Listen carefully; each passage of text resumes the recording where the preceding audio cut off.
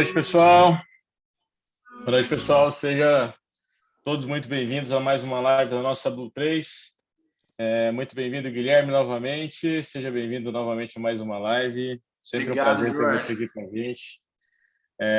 O senhor Guilherme é da MVB Advogados, né? Nosso parceiro de boas datas aí. Bom, hoje o nosso tema da live é sobre a reforma tributária, né, e os efeitos que podem ser gerados no nosso patrimônio, né, o que pode acontecer, o que pode mudar. Um tema tão discutido, né, doutor Guilherme? Um tema tão famoso atualmente, né? É um dos top 10 temas aí do momento, e nada mais importante do que a gente tratar esse assunto aqui com boa maestria, né, e a presença de um excelente profissional aí que vai nos ajudar bastante. Obrigado, doutor Guilherme. Fique à vontade. Se quiser se apresentar, por favor. Obrigado, Jorge. Obrigado. Mais uma vez, um agradecimento enorme ao pessoal da Blue Trade, a você, ao Jailson, ao Wagner, ao Leone, a todos.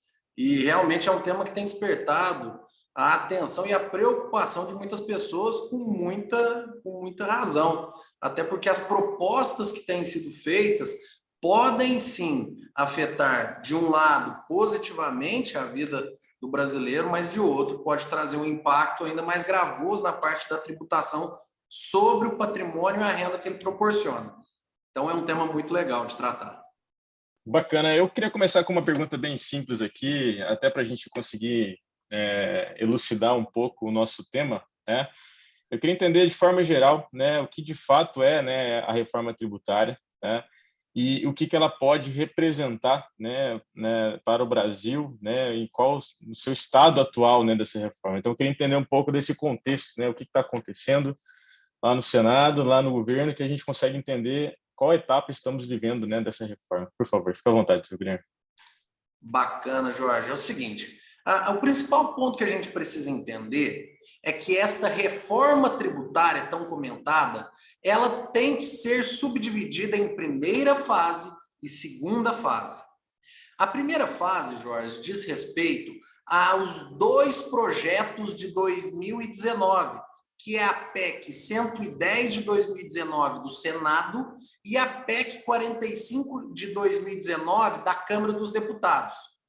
Estes dois projetos de lei vêm tratar de uma parte de desburocratização tributária, vem tratar de uma unificação tributária, eliminando uma gama grande de tributos e unificando no IBS, que nós vamos aqui explicar.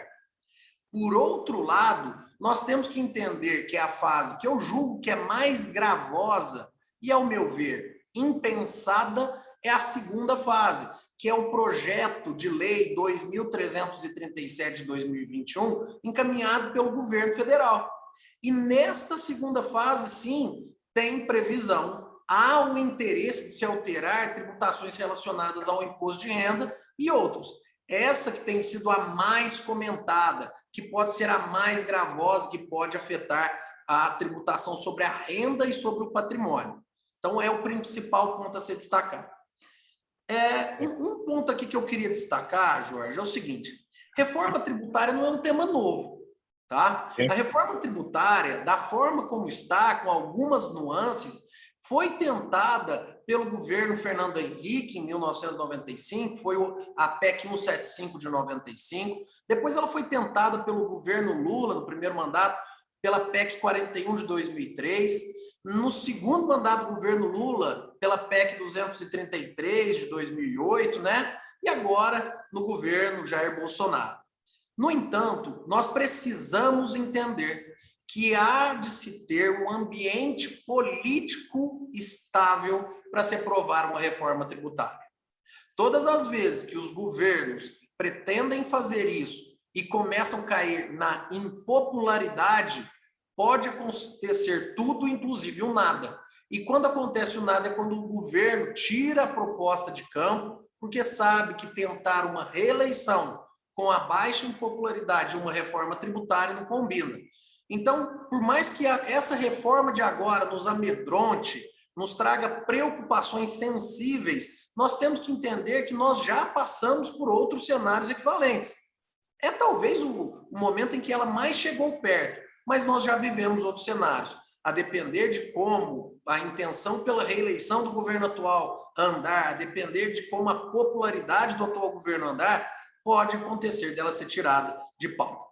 E nós não podemos esquecer que um dos pontos que mais se comenta é que agora, pós-pandemia, eles deram para esse projeto de lei do governo federal, a segunda fase que trata do imposto de renda, uma urgência de tramitação, o que seria completamente absurdo nesse cenário. Dar urgência de tramitação num tema que, só para se ter ideia, Jorge, comporta, no melhor cenário, uma fase de transição de 15 anos.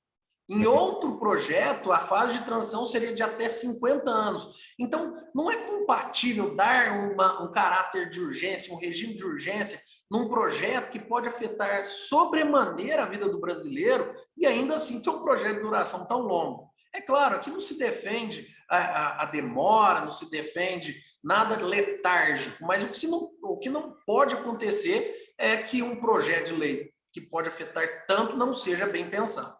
Um outro detalhe que tem sido muito tratado e que já foi objeto de inúmeras notícias, jornais afora por aí, é que o Brasil ele só perde para Cuba na lista dos países da América Latina que mais pagam impostos. E caso a reforma tributária venha a ser aprovada, o Brasil vai se tornar o primeiro, especialmente em relação a essa segunda fase. Então, tratar dessa reforma é observar que a gente tem um cenário que pode ser o mais otimista, que é aquele que aprova os projetos de 2019, que desburocratizam, que unificam a base de tributação, que traz mais eficiência para as empresas e para o brasileiro, ou pode ser o cenário pessimista, que aprova somente o projeto do governo e aumenta a tributação sem desburocratizar. É isso que é o mais temido. E aqui vale um ponto importante, o Luiz Stuberg, Luiz Parreiras, do Fundo Verde, bastante conhecidos, durante a sua apresentação na Expert, dias atrás, chegaram a nominar essa segunda fase da reforma tributária de deforma, pela forma como ela vem simplesmente para acrescentar tributação na vida do brasileiro, no momento em que ele precisa realmente de incentivos para a atividade empresarial, né?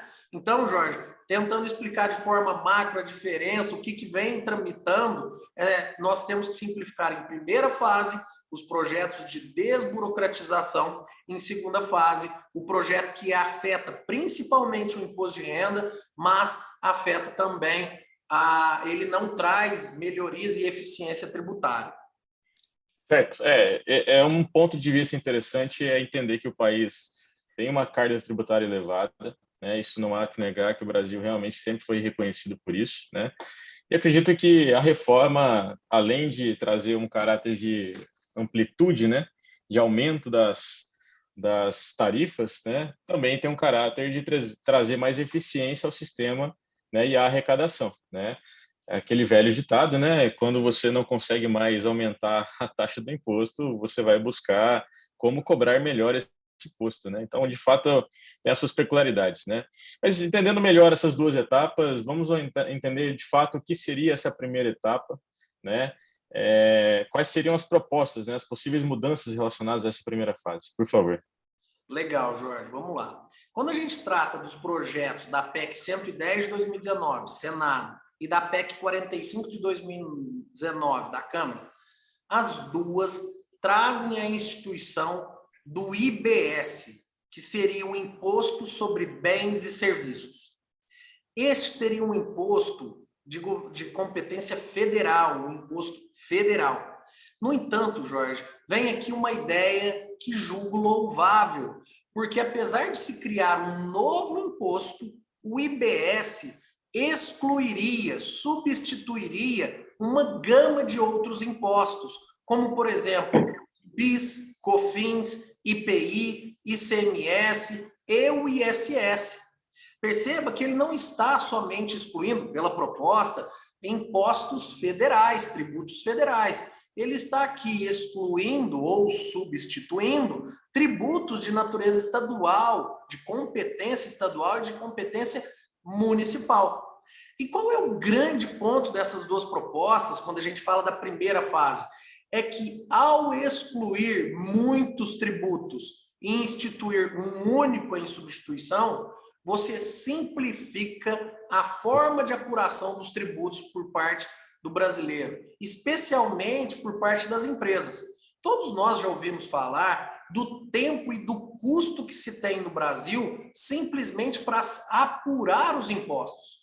Não falamos simplesmente de carga tributária, que já é deveras pesada. Se fala simplesmente da burocracia, que por si só traz um custo gigantesco para as empresas. Basta conversar com qualquer empresário para que ele narre quantos funcionários ele precisa, qual é a estrutura que ele precisa, simplesmente para aferir os seus impostos com tranquilidade. Agora, existem algumas diferenças em relação aos projetos.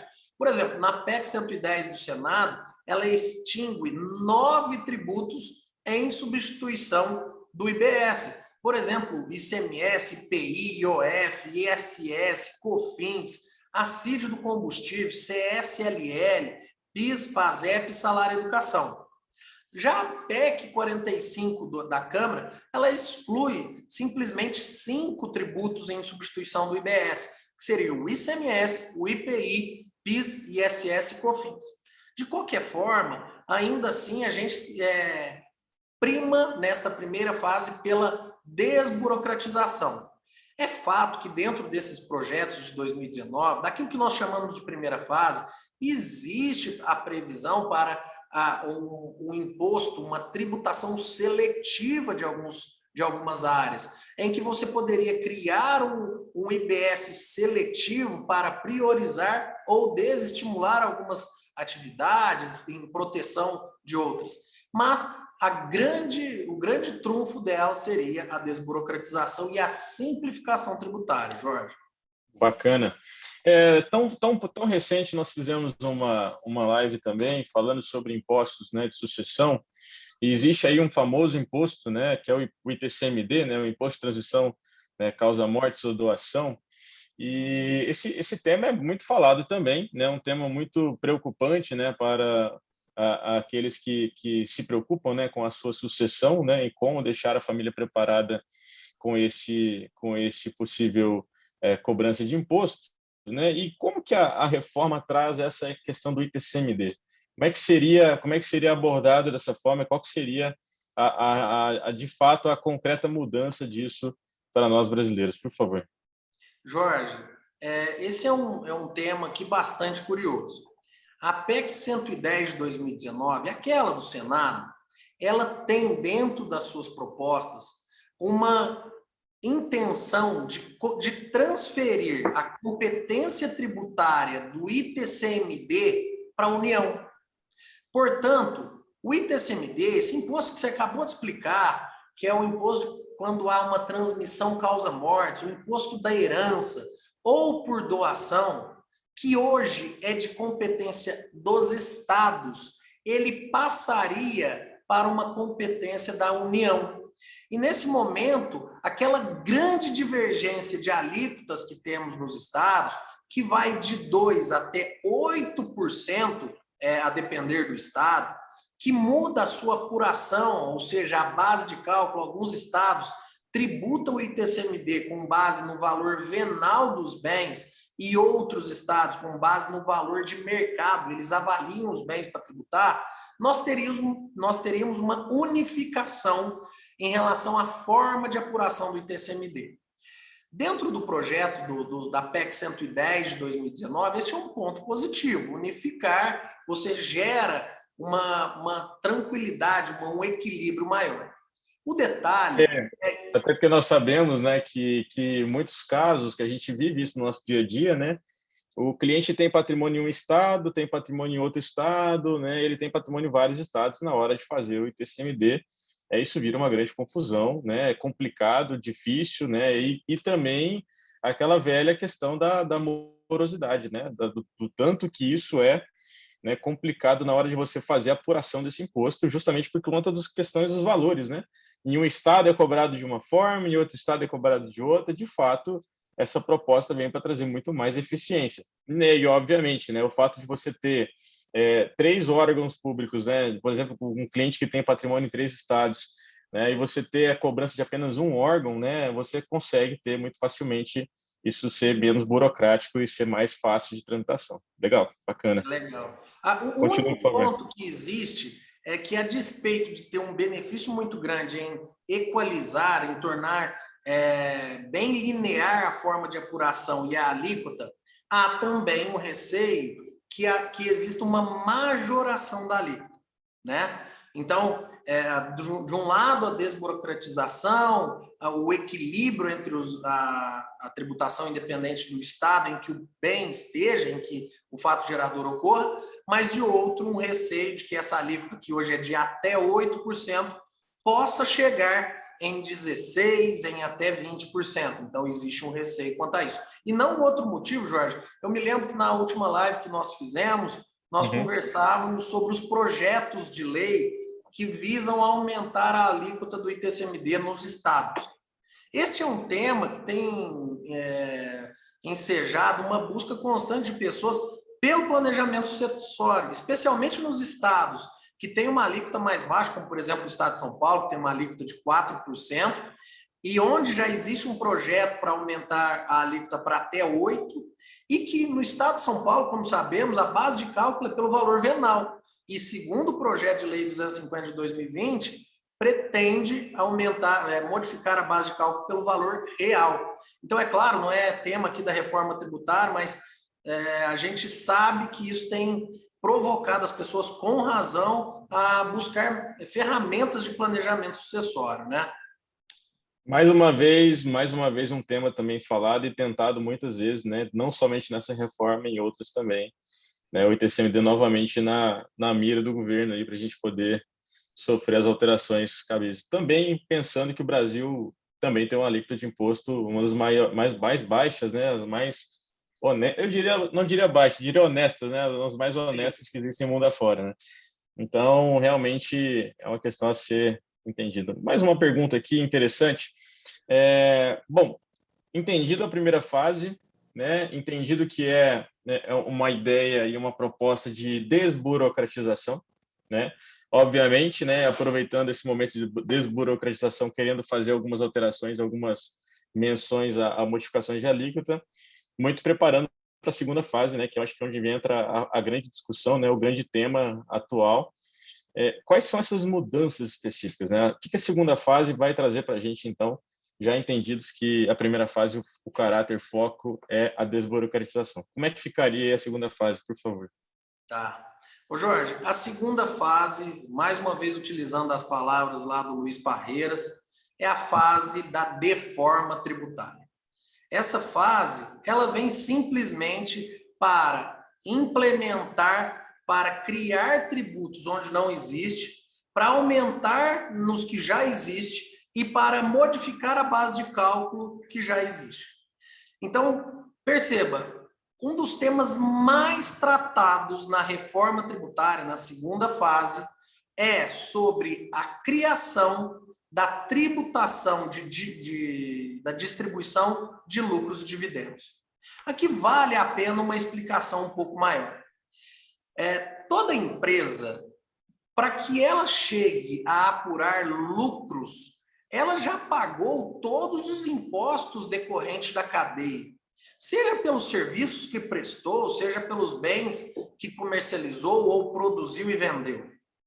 Portanto, no momento em que essa empresa apura lucros da contabilidade, nós já temos ali uma carga tributária significativa. Exatamente por isso é que, quando essa empresa vai distribuir os lucros e dividendos para os seus sócios, que atualmente não há tributação. Vale a pena lembrar um aspecto histórico interessante, Jorge, é o seguinte: existia no Brasil a tributação de lucro, da distribuição de lucros e dividendos, até o governo Fernando Henrique, quando, depois de uma longa discussão sobre a existência de uma bitributação, seja pela empresa e depois para distribuir para os sócios, foi extinta qualquer forma de tributação. E o tema volta à tona agora. E a proposta, o PL do governo federal, prevê a tributação de 20% sobre todos os lucros e dividendos distribuídos aos sócios, pessoa física ou jurídica. E aqui o que a gente imagina é o seguinte, imagino que hoje a regra é que as empresas apuram seus lucros e dividendos no mínimo trimestralmente e fazem a distribuição para os sócios. Hoje, se você distribui, por exemplo, R$100 mil de lucros e dividendos, não há tributação. Volto a dizer, porque a empresa já pagou tributos para chegar naquela fase de apuração. Segundo a proposta, segundo a segunda fase, esses R$100 mil que tributados em 20%. Então, perceba que esses dividendos terão uma tributação que vai ser tributada na fonte, na própria empresa. E isso vai gerar para o brasileiro uma tributação ainda maior do que a que ele já suporta, especialmente para os empresários. E a grande crítica que se traz, né, muitas vezes, o governo federal anunciou aos quatro ventos aí que o Brasil, junto com 2 outros países, seriam os únicos que não tinham tributação sobre lucros e dividendos. É verdade, o Brasil, Estônia e Letônia são os únicos que não têm. Porém, nós temos que analisar qual é a tributação que o Brasil já possui durante toda a cadeia produtiva, que não é compatível com nenhum dos outros países que tributam lucros e dividendos. Então, aquela velha jargão que é um texto fora do contexto que gera o pretexto. É por isso que tributar lucros e dividendos não é da forma como se planta aí, tributar de quem está ganhando, e quem está ganhando não teria que reclamar. Isso é uma falácia, né, na verdade, porque eles esquecem de contar que não está havendo diminuição tributária ao longo de toda a cadeia anterior à apuração dos lucros e dividendos. Mas há um ponto aqui a ser destacado, Jorge. Todas as vezes que você tem uma empresa e essa empresa tem a sua participação societária, o seu quadro societário, composto por uma holding, ou melhor explicando, que uma holding é dona dessa empresa, não haverá, segundo a proposta, a tributação de lucros e dividendos quando esta empresa distribui lucros para a holding. E, portanto, não haverá o que tanto se temia da inviabilização da holding por isso. É claro que a próxima pergunta natural seria, Guilherme, tudo bem, eu pego a atividade produtiva de produtos ou serviços, distribuo para a holding, tem tributação? Não. Desde que a holding seja uma controladora, tenha um controle comum ou mais de 20% do capital votante. Porém, da holding para o sócio, para o último da cadeia, aí nós vamos ter. O que isso significa? Que nós não vamos ter uma bitributação, se a proposta for aprovada, pela existência da holding. Significa que vai ser tributado uma única vez. Claro que tendo essa cautela da holding assumir a condição de controlador. Mas, Jorge, tem um ponto da proposta que a maioria dos críticos não comenta, que a maioria das pessoas não analisa. É que o governo federal aponta que está gerando uma tributação somente para os ricos, para os milionários. E, em troca, ele está diminuindo a carga tributária para a classe mais pobre. E essa, com todo respeito, na minha opinião, é a versão populista da proposta. Veja bem, por mais que ele faça um aumento das faixas de isenção da tabela do imposto de renda, como, por exemplo, hoje, a faixa de isenção do imposto de renda é para quem recebe até R$ 1.903,98, e ela mudaria para R$ 2.500. E essa atualização seguiria de forma proporcional até a faixa final, que hoje é de 4.664 para 5.300.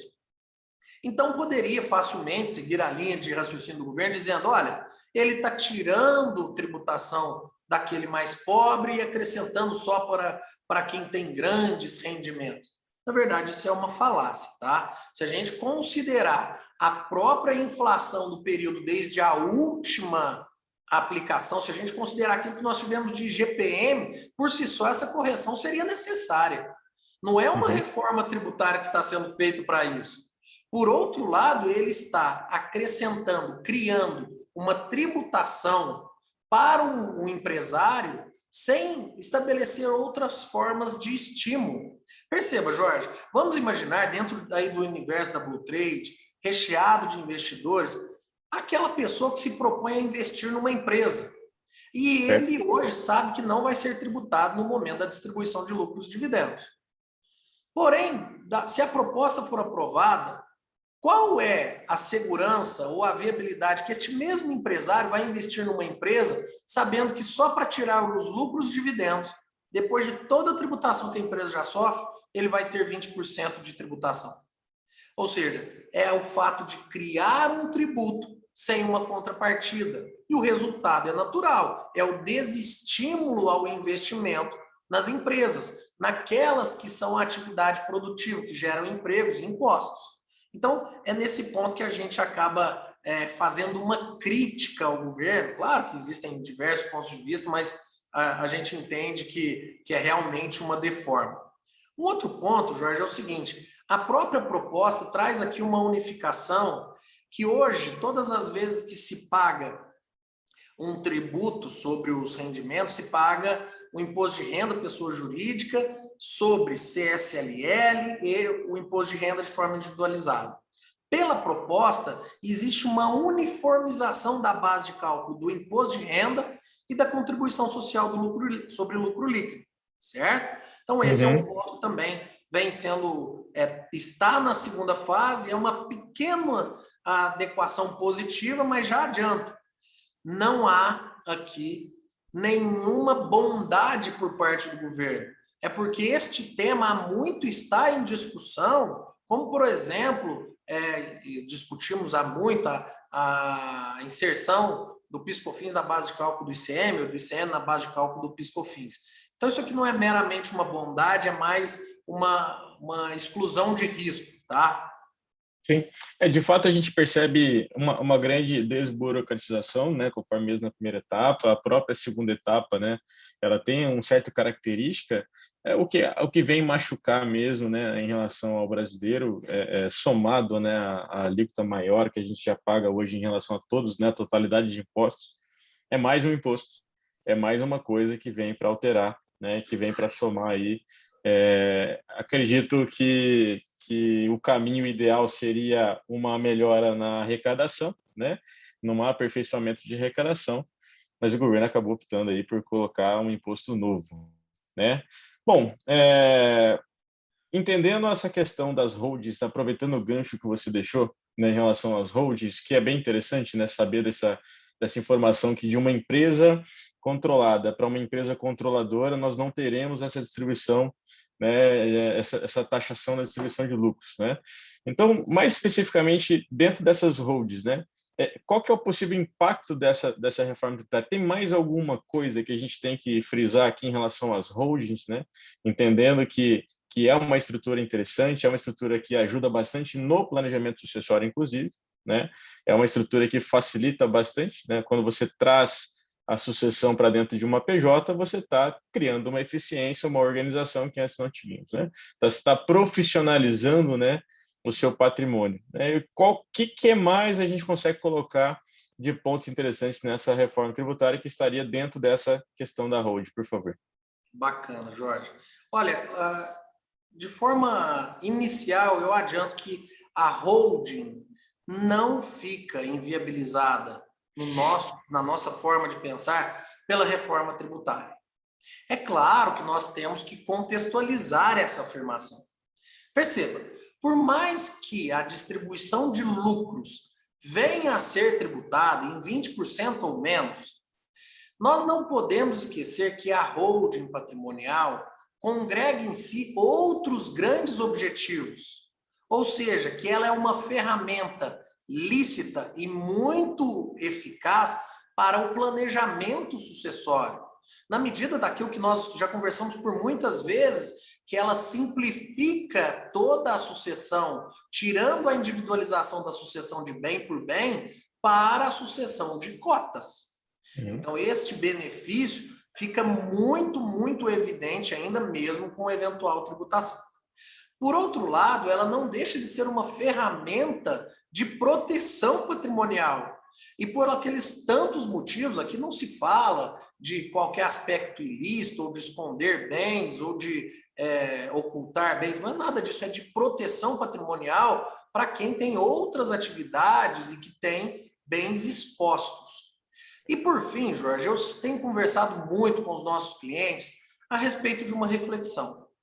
Para aquela pessoa que criou, que constituiu a sua holding e tem lá os seus imóveis de aluguel, mas esta pessoa depende da renda dos aluguéis que está na holding para suas despesas mensais do dia a dia, realmente a tributação de lucros e dividendos vai fazer diferença. Hoje não tem nenhuma tributação e vai passar a ter, então é inegável que isso pode afetar um pouco.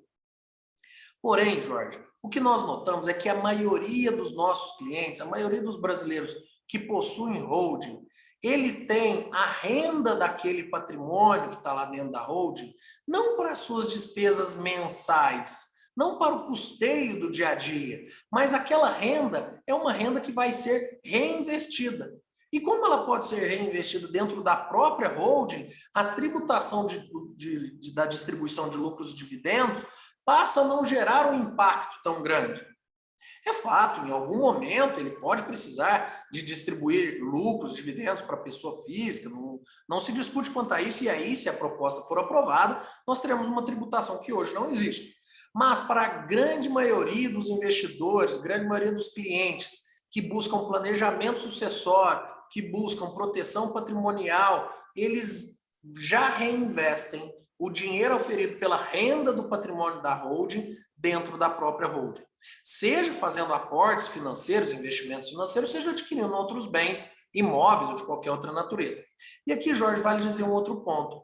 Ainda precisaremos saber qual é a alíquota que vai ser aprovada para uma distribuição de lucros e dividendos, para poder fazer um comparativo. Na medida que nós sabemos que o aluguel hoje na pessoa física é tributado em 27,5%, ao passo que quando este mesmo aluguel está na pessoa jurídica, ele é tributado em 11,33%, mais o ISS. Ou seja, ainda assim nós temos um benefício muito grande de ter o bem imóvel e imóvel na holding, porque existe hoje uma eficiência tributária em relação a isso. Certo? Então, para quem não depende desses valores para o dia a dia, realmente o impacto da tributação sobre os dividendos não inviabiliza a holding. Mas tem aquele velho ponto, né? Só interrompendo um pouco, quando a gente vai montar um planejamento sucessório, né, que envolve, né, a questão da holding, ou um planejamento patrimonial que envolve a questão da constituição de uma holding, esse produto não é um produto de prateleira. Ele é sempre muito moldado, ele é sempre preparado de acordo com a necessidade, né, e o perfil patrimonial de cada cliente, né? E vale se lembrar que os benefícios vêm da organização e não necessariamente apenas da melhoria da eficiência tributária. Obviamente, se a gente conseguir unir os dois pontos, seria muito favorável para os nossos clientes, né? E sim, lembre-se também, né, que no mundo dos investimentos, uma PJ pode acessar todos os meios, praticamente, que uma pessoa física também pode acessar de investimentos. Então, não há que se desesperar apenas pela notícia de que vai ser taxado, né? Existem outras possibilidades. E, mais uma vez, a gente percebe o caminho é árduo e a gente vai se adaptar de alguma forma, entendendo quais são as novas diretrizes. Que vai acontecer, de fato, uma mudança significativa. Pois não. Jorge, um ponto aqui interessante da proposta é que, se ela for aprovada da forma como está, ela traz uma possibilidade pontual de atualização do valor dos imóveis. Legal, esse é um tema que muitas pessoas nos perguntam, né? Porque as pessoas adquiriram imóveis anos atrás e por um valor que hoje não corresponde ao valor de mercado. E aí todo mundo se preocupa com o seguinte: Guilherme, se eu vender esse bem hoje, eu vou pagar o imposto, né, o ganho de capital que a gente fala, a tributação sobre o ganho de capital, que pode ser de 15% até 22,5% quando está na pessoa física. Então, imaginemos, eu sempre ilustro, você comprou um imóvel há 10 anos por R$100 mil, hoje ele valorizou e você vende por R$1 milhão. Na pessoa física, você vai pagar 15% sobre os 900 mil do ganho de capital. O que a proposta traz? a possibilidade de você atualizar o valor dos imóveis, desde que você tenha adquirido ele até 31 de dezembro de 2020, pagando uma alíquota de 4% sobre a valorização, desde também que você o faça até 29 de abril de 2022.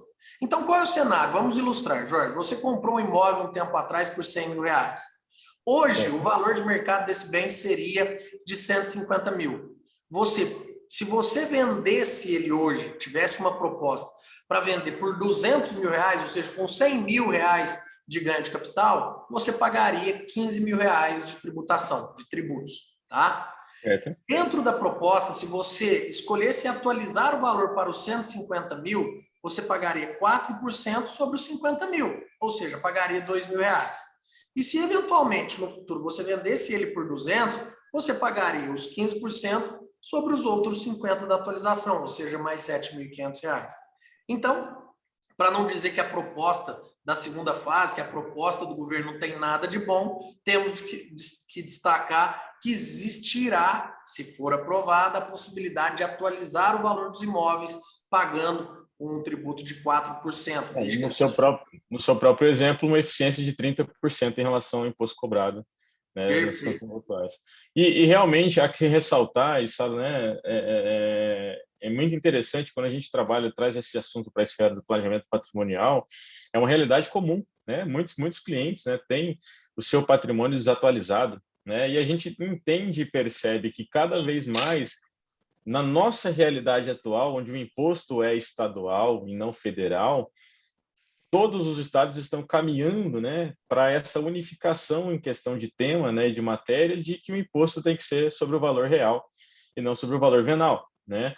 Então, notoriamente, a gente tem percebido que o cliente tem essa preocupação mesmo de como eu vou fazer para valorizar isso, além do meu projeto de sucessão, além dos custos que envolvem o projeto de sucessão, eu vou ter que pagar também o imposto de renda, sim.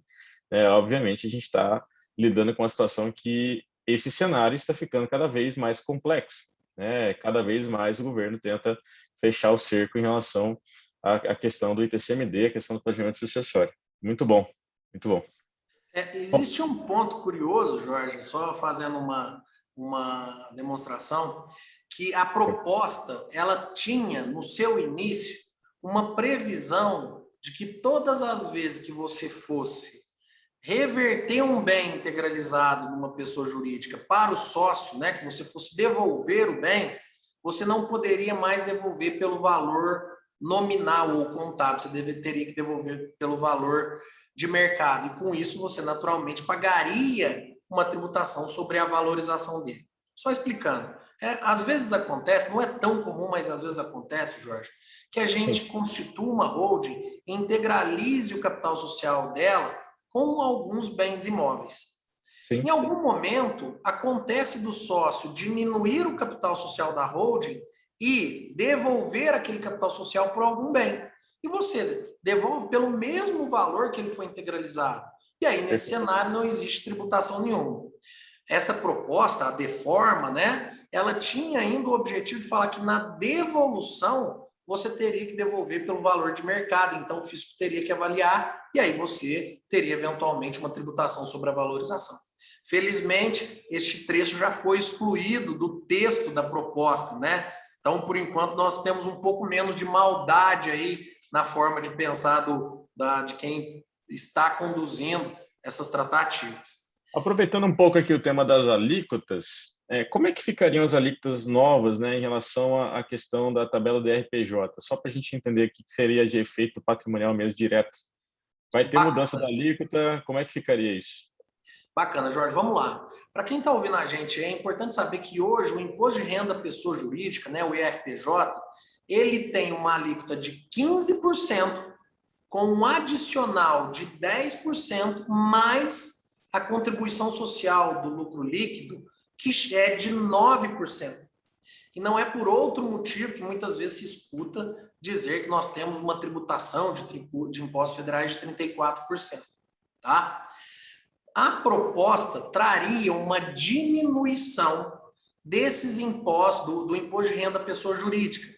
que, segundo o governo, seria a contrapartida da tributação da distribuição de lucros e dividendos. Então, este imposto de renda pessoa jurídica, ele seria de 12,5% em 2022 e de 10% em 2023. E assim por diante ficaria 10%. Exatamente. Certo. O adicional ficaria em 10%, não teria nenhuma modificação. Porém, a CSLL ficaria de 9% para 7,5%. E é por isso que eles alegam que a partir de 2023 nós teríamos uma diminuição da carga tributária da pessoa jurídica de 34% para 27,5%, equiparando com aquela tributação hoje da pessoa física, né? É importante dizer, Jorge, que quando isso é apontado, não chega a ter uma diminuição sensível para se emplacar 20% de tributação sobre a distribuição de lucros e dividendos. É verdade, né? Não tem como ser tão imparcial a olhar a proposta. A gente sabe que ela tem um impacto muito grande, mas essa diminuição de 34% para 27,5%, ainda mantido outros tributos, ela não é compatível, ela não é suficiente para elidir os efeitos gravosos de uma tributação de 20% da distribuição de lucros e dividendos, né? É aquela velha história que nós sempre enfrentamos no passado, né? Agora a gente está tratando de uma nova tributação e o que isso vai causar de efeito, né? Eles tentaram, pelo meu ver, né, equivaler a empresa jurídica, né, a pessoa jurídica com a pessoa física, né, trazendo os 27,5% que era a pessoa física também para a realidade PJ. A gente percebe que o problema é que o sócio vai ser bitributado, né? Quem realmente vive dos lucros e dividendos terá uma bitributação, né, em relação a esse cenário. Bom, trazendo um outro cenário, entendendo também dentro do contexto do patrimônio, né, da gestão patrimonial, eu queria entender, muitos clientes possuem as famosas, né, offshores, os famosos trusts, né, que é uma ferramenta legal, uma ferramenta passível, né, de organização patrimonial, também uma ferramenta interessante para quem tem patrimônio, principalmente fora do país, né? Eu queria entender se a reforma tributária traz alguma alteração, né, dentro desse cenário dos trusts das offshores, por favor. Maravilha, Jorge. Sim, a proposta ela veio no seu início com uma previsão de impacto para as empresas que têm o seu quadro societário offshores sediadas em paraísos fiscais. Vamos lá, só para fazer uma breve explicação, de forma muito superficial, paraísos fiscais são aqueles países considerados aqui pelo Brasil em que não há uma tributação que gera uma competitividade de país para país, certo?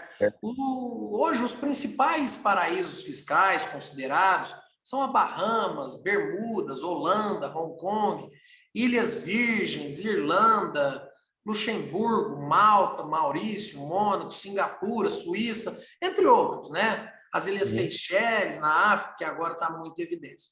E o que acontece? Muitas vezes, os brasileiros que têm empresas em outros países, eles criam gestoras de patrimônio nesses paraísos fiscais, onde não há tributação da herança, certo?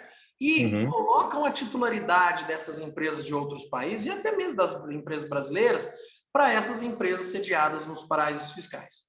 O que acontece?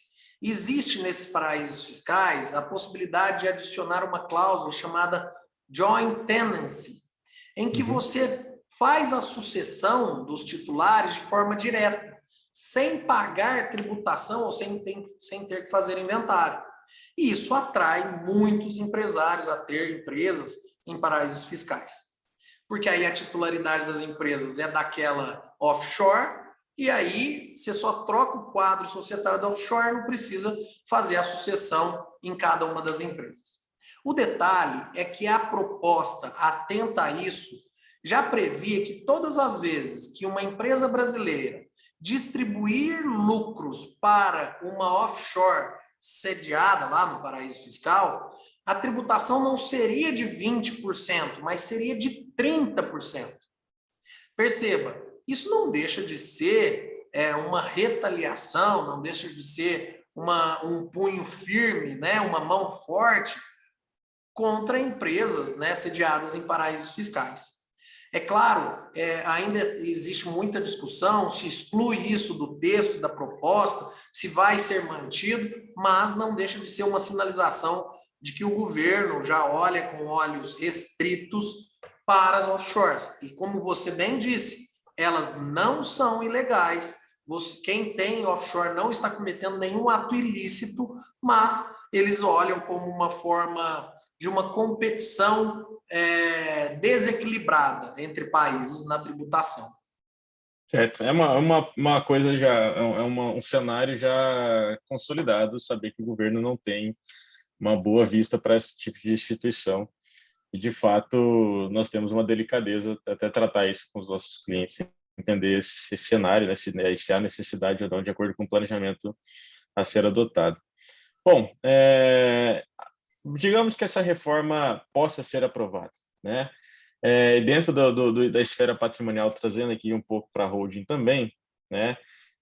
Quais benefícios, né, ainda serão mantidos, né? Vamos citar aqui que existem benefícios que não serão alterados, né? Serão realmente entendidos como ainda os motivadores, né, a fazer um bom planejamento, a trazer uma holding para dentro de planejamento patrimonial. Quais seriam os principais pontos a serem mantidos, por favor? Jorge, eu penso que a holding, da forma como nós colocamos, mantém seus benefícios em relação à proteção patrimonial, em relação a um planejamento sucessório, na medida em que ele simplifica a sucessão e desburocratizando-a, né? E também trazendo um menor custo para ela.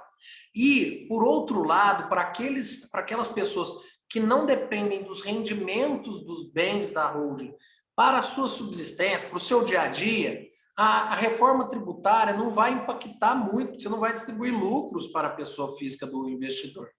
Então, você mantém uma eficácia tributária sobre a renda de aluguéis, de apuração de ganho de capital, você mantém uma estrutura eficaz e segura de planejamento sucessório e você mantém um aspecto interessante e importante de proteção patrimonial. Isso é extremamente relevante, né? Então, de forma muito convicta, a holding ainda é viável, mesmo que a reforma seja aprovada, tá? E aproveitando e finalizando, agradecer, né, imensamente a sua presença, mas a pergunta é que num cenário especulativo, e aí, passa ou não passa? Vai ou não vai? Essa talvez seja a grande pergunta, né? É uma pergunta muito difícil de acertar a resposta, mas verdadeiramente, Jorge, o que a gente tem assistido aí é que a popularidade do governo atual vem caindo. Não sou eu que digo isso, são pesquisas, como por exemplo a última que a XP publicou.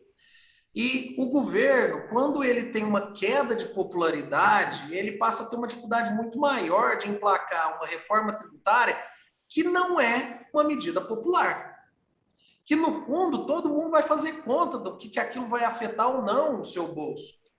Então, Jorge, hoje eu já consigo imaginar que, apesar da força que tem sido feita para que ela seja aprovada, que corre o risco, mais uma vez, dela ser relegada para o futuro. Tá? Eu queria fazer uma reflexão aqui bastante interessante, que a última grande reforma que foi aprovada, que foi a reforma trabalhista, ela foi aprovada pelo governo Temer, no momento em que ele já não tinha mais nenhuma popularidade, mas que ele já nem cogitava mais competir ao governo, competir a uma eleição. E aí, como ele já sabia que isso não tinha mais nenhuma possibilidade de ir afetá-lo para uma eleição, do ponto de vista de interesses pessoais, aí sim a reforma foi aprovada, a qualquer preço, aí ela foi adiante.